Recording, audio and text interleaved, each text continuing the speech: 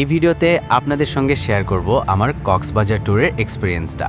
সাথেই থাকুন। আমরা ট্যুর বুক করেছিলাম লক্ষ্মীপুর ট্রাভেল গ্রুপ থেকে। জনপ্রতি খরচ পড়েছিল ১৬০০ টাকা। রাত 10টায় লক্ষ্মীপুর থেকে বাসে রওনা হলাম।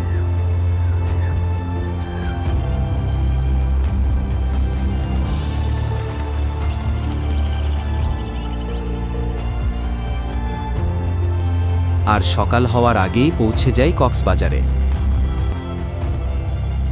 সেখানে গিয়ে প্রথমেই আমরা একটা হোটেলে উঠলাম।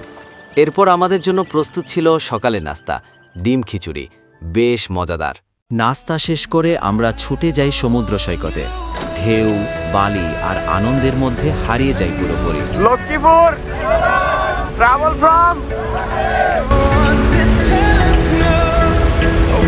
বেলা বাড়তেই রুমে ফিরে আসি, কারণ তখন দুপুরের খাবারের সময়। হোটেলের ছাদের একটি ঘরে খাবার ব্যবস্থা ছিল।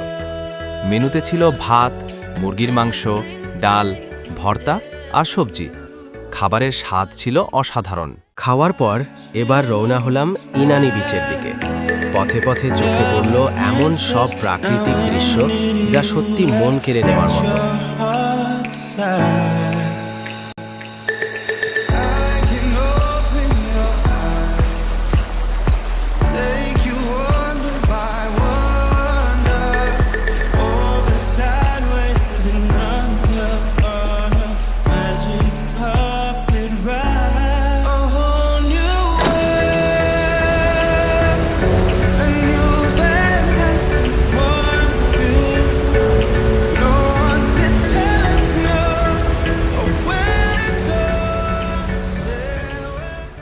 ফেরার পথে কিছু কেনাকাটা করলাম কক্সবাজার শহর থেকে।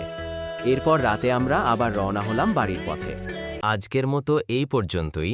ভালো লাগলে লাইক, কমেন্ট, শেয়ার করে পাশে থাকবেন।